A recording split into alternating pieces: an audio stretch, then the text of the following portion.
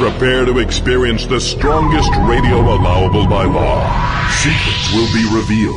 Myths dispelled. From the studio gym where excuses never apply, it's Superhuman Radio with your host, Carl Lenore.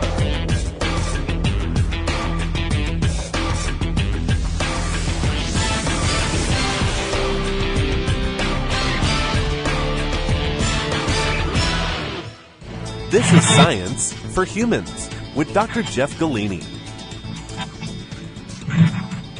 How you doing, Dr. Jeff?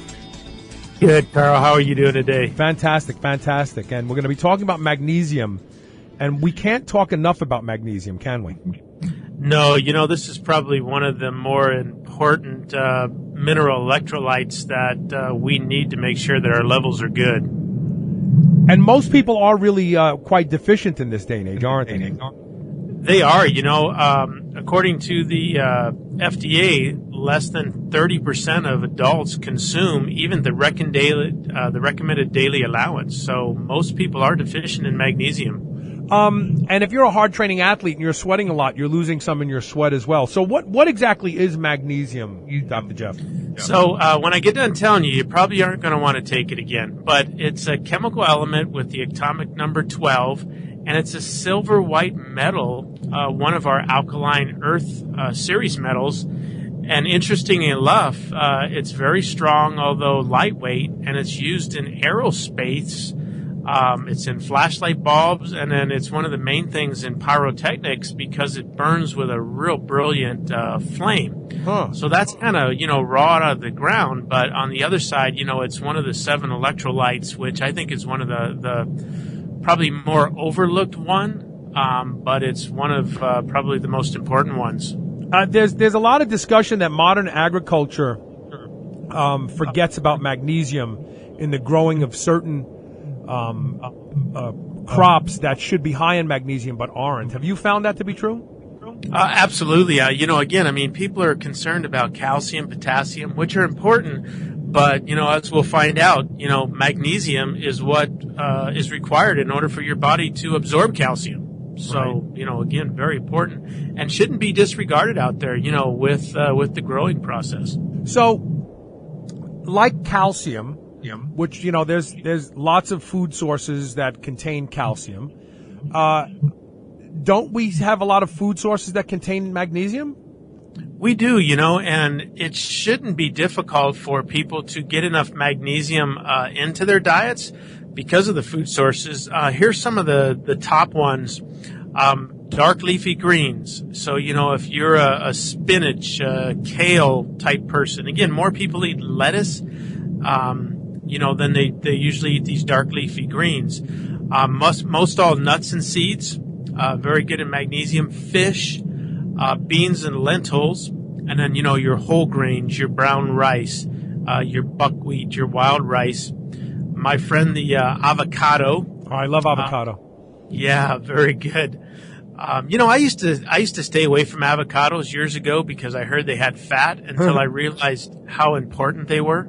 Yeah, but that's because you came up in that bodybuilding era where if you wanted to get ripped, you had to cut all your fat out of your diet. But we found out that that's not really true any longer.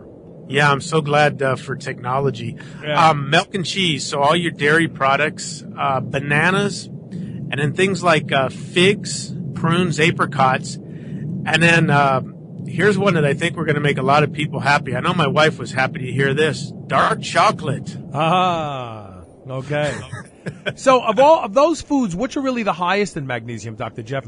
Are there any favorites that if you're concerned about not getting enough magnesium, if you just add this food or that food in, you're going to be good? Probably the highest are your nuts and your seeds. Yeah. That is at the top. In 100 grams, you've got about 534 milligrams, Wow. or 130% of the DV. Right. Dried figs have about 17% of the DV. Beans and lentils, 22%, and everything else is right around that 20-some percent. The lowest are milk and cheese. And then right up there toward the top is dark chocolate at 82% or 327 milligrams per 100 grams. Wow, that's just outstanding. So what do you think about the DV on magnesium? Do you really think it's I mean, that seems like a very small amount of magnesium to get day in and day out. If you are sweating, if you're training hard, you think the DV is on the mark? Or you think people need more? No, as we talked about before, I don't know how they came up with the DV. God bless the guys that sat down and figured it out. But first of all, the DV is incorrect because for calcium, it's 1,000 milligrams, but for magnesium, it's 400. One of the ways that you can become deficient in magnesium is by having an improper calcium-magnesium balance. So you really need to take close to a 1-to-1. If you take more calcium than magnesium, your body will have trouble absorbing that magnesium, but it also won't be able to absorb that calcium. So I think it needs to be up there at least at 1,000 milligrams. Wow. So if you're supplementing with the recommended daily 400 milligrams a day, but then you're paying attention to dietary intake, and you're probably getting another 400 or 500 milligrams a day in your diet, then you're probably okay with your calcium ratio too, right? I think you will. You can always go eat a 100-gram square of chocolate. I think, again, most people, if they supplement, and they don't have to take the full amount from a supplement because you are going to get it from your foods, you're going to be at that level.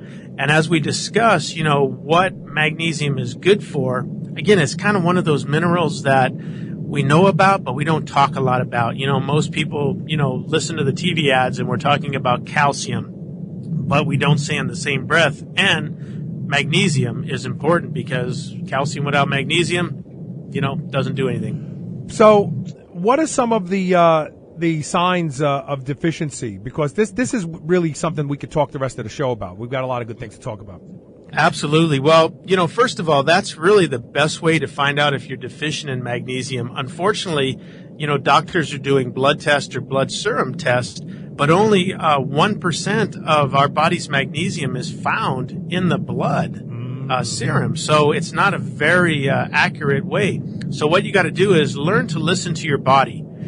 I know people that know exactly when something's wrong with their car. They can just feel it. Well, we should be able to do the same with our body. So some of the deficiencies, when you have a muscle cramp, again, it's not necessary potassium. That's one of the main symptoms from a magnesium deficiency. Poor sleep, insomnia, falling asleep, waking back up, can't go into sleep, magnesium, chronic pain. Now, these are similar. Isn't it interesting that a lot of these are similar to what we talked about with calcium? And we've even had side discussions about sodium. It really comes down to this, the electrolytes are so critical to make sure that you're getting enough of everything, because otherwise these symptoms seem to show up. They do, they are all in one. We really need to look at all the electrolytes as one item. Because, when you increase one thing, as we've been saying, you could cause the body to become deficient in others. So that's why some of these symptoms are the same types of things, like anxiety. Again, those are symptoms of a lot of different stuff. But again, if you are deficient in magnesium, again, that could be one of those things. Facial tics. Eye twitches or involuntary eye movements are also deficiencies of magnesium. In very, very severe instances of magnesium deficiency, a person can develop something called subjective tremor. What subjective tremor is a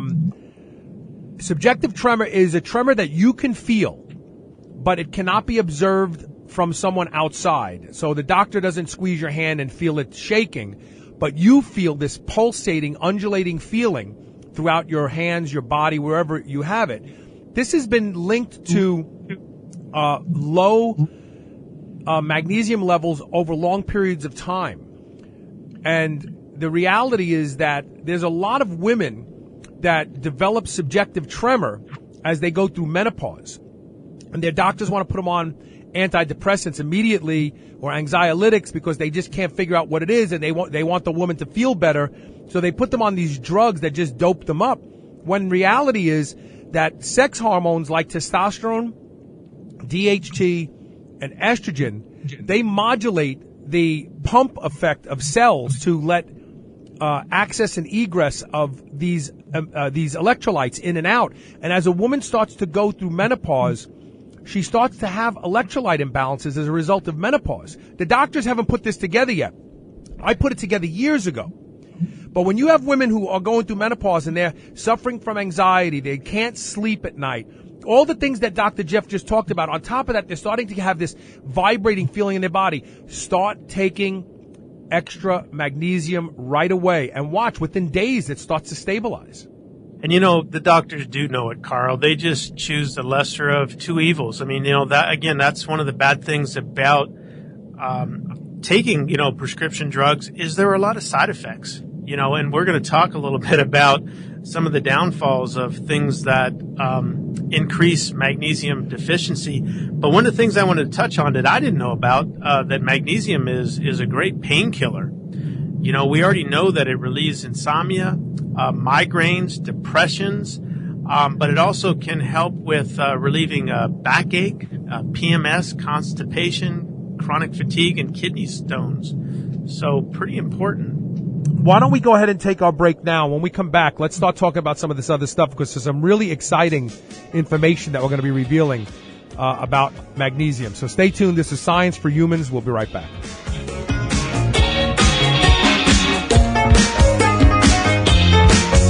Do you know how to properly use carbohydrates to ignite your performance in the field and in the gym? You will now, thanks to this free book by EFX Sports. The Carb User's Guide for Maximum Performance reveals why omitting carbohydrates from your diet can totally crush your gains. Ever wonder how many grams you need for your specific sport? Not anymore. We give you the critical number you need to dominate your competition. You'll even discover the super carb that's taking the athletic world by storm. You must try it to believe it. Go to getcarbolin.com/carb guide today and get your copy absolutely free. Once again, it's getkarbolin.com/CARBGUIDE. The secret word is consistent.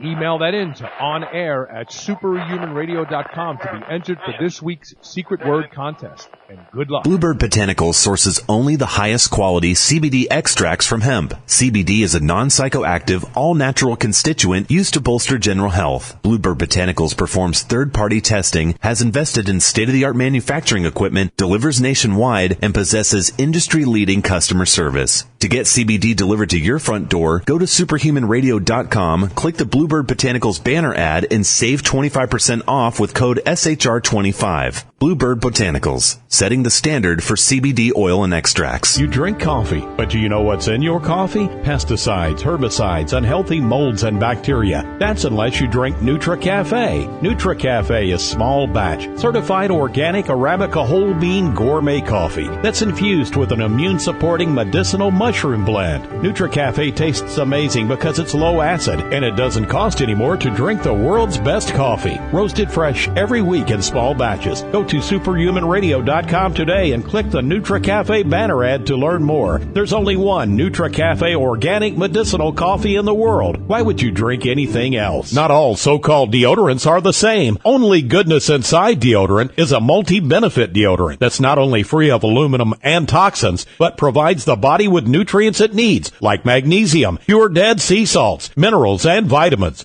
I am a big fan of Only Goodness Inside, the MGDO healthy deodorant.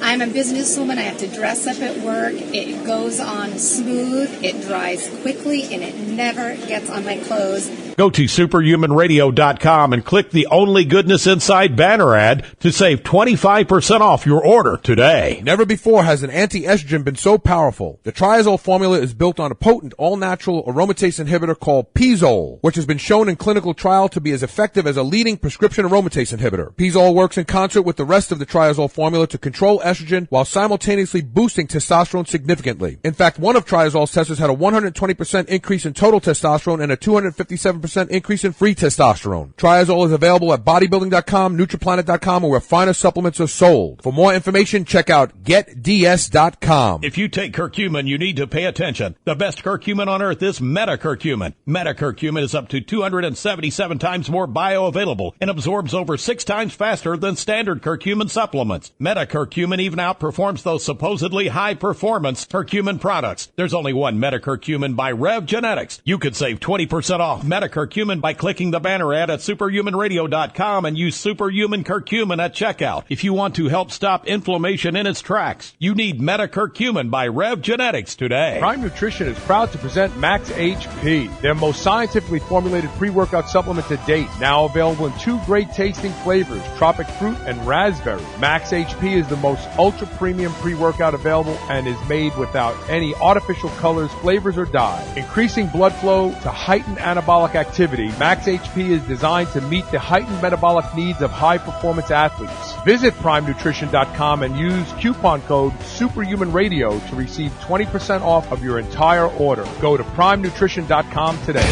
This is the Superhuman Channel, doing reps with the weight of the world.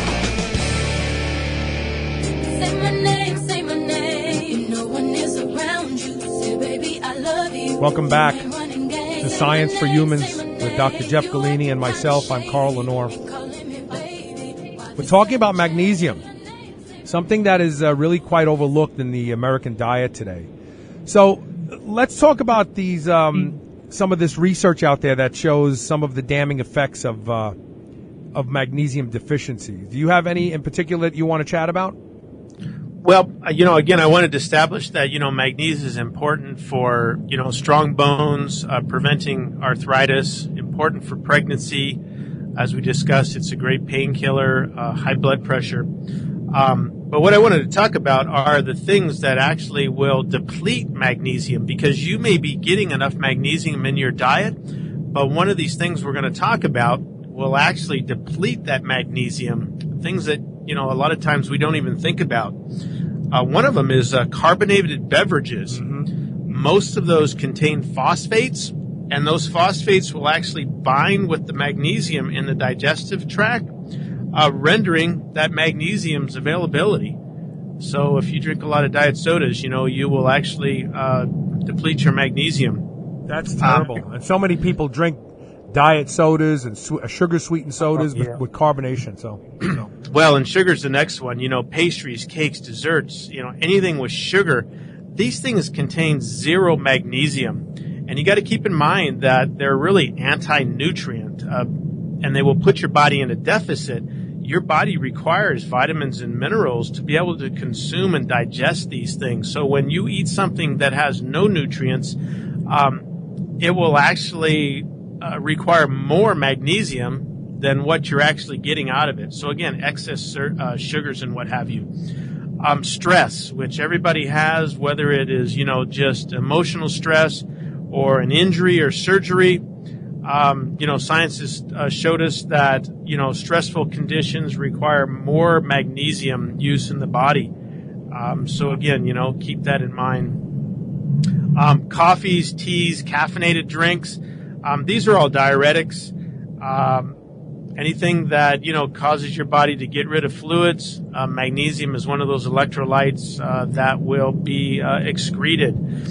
Here's a big one we were kind of talking about, diuretics, heart medications, asthma, birth control pills, estrogen replacement therapy. All of these drugs in research have been shown to reduce magnesium levels in the body. Yet, our doctors don't tell us to take extra magnesium when they put us on these drugs, Carl? Yeah, what's really funny? Insulin. So people who are diabetic that have raging insulin levels, insulin affects the uptake by cells of many of the electrolytes, most notably magnesium. And there's a study that was done in Arizona on the Pima Indian. The Pima Indian are genetically predisposed to type 2 diabetes. They become insulin resistant very, very quickly when they eat the standard American diet. And so a group of scientists looked at the Pima Indian as a study group, since they almost like a lot of times you try to find an animal or a person who is predisposed to a disease and use them as a test, because then if you can correct it in them, the thought is that the general population would benefit from the information as well. So they took the Pima Indian and they did a bunch of research on them. They tried a bunch of things, and they tried magnesium supplementation. And when they started to supplement the Pima Indian with magnesium, guess what went away? Their insulin resistance. Wow. So there's a yin and a yang. Insulin affects magnesium uptake. If you are diabetic, you need more magnesium. When you take more magnesium and you get cellular levels of magnesium upregulated, guess what goes away? Your type 2 diabetes. Nobody talks about this in the medical community. No, and I think that's one of the things that's a little irritating is, again, that's what the medical community should know. And I think sometimes they know, but they're so interested in band-aiding the situation where they know of all these side effects and simple things like taking magnesium. Let's try that first. Have you ever gone to a doctor and, they look and see that your blood sugar is high? What's the first thing they do? They want to put you on medication. How about, saying, let's try some magnesium for a week and see what happens? Yeah, and a variety of things. There's so many things that would benefit the type 2 diabetic that have no negative side effects like these pharmaceutical drugs. But you're right. And it's sad because most people want to fix the problem, not mask the problem. And taking pharmaceutical drugs to treat diabetes is like sticking your fingers in your ears to fix that loud noise coming from your engine. It doesn't fix it because you can't hear it. It's still there. And that's all these pharmaceutical drugs do. They just mask the symptoms. You still have the disease. Carl, let me ask you, do you think that's just kind of the easy way out, just prescribing the next greatest drug instead of actually doing some research? Like, remember Marcus Welby, MD? Yeah, remember him? Yeah, right. If Marcus Welby, MD was alive today, he would be spending all of his time in court with malpractice suits. Because, no, you know what it is? The AMA, at the hands of the pharmaceutical industry, they are driving what is known as the standard of care. And anytime a doctor steps out of performing the standard of care, that means that they are taking a risk. They are actually risking their license, quite frankly. And so they don't want to. These doctors don't want to do anything outside of the norm because they're afraid. They're afraid that if they do anything outside the norm, they're going to end up with a lawsuit on their hands. So instead of trying to do anything unique, instead of trying to treat a patient the way you're pointing out, Dr. Jeff, by giving them some sort of natural alternative, they have no choice but to toe the line and do what is considered the standard of care today. Quite frankly, I think that doctors are caught in the middle. The pharmaceutical agenda is on one side of the table, and then you have the patient is on the other side of the table. And between the patient and the pharmaceutical companies that are having a tug of war for the patient's money, the doctor is quite frankly stuck in the middle. And I don't think that the doctors really have much of a choice any longer. And it's very unfortunate because none of them became doctors to play this kind of a game with the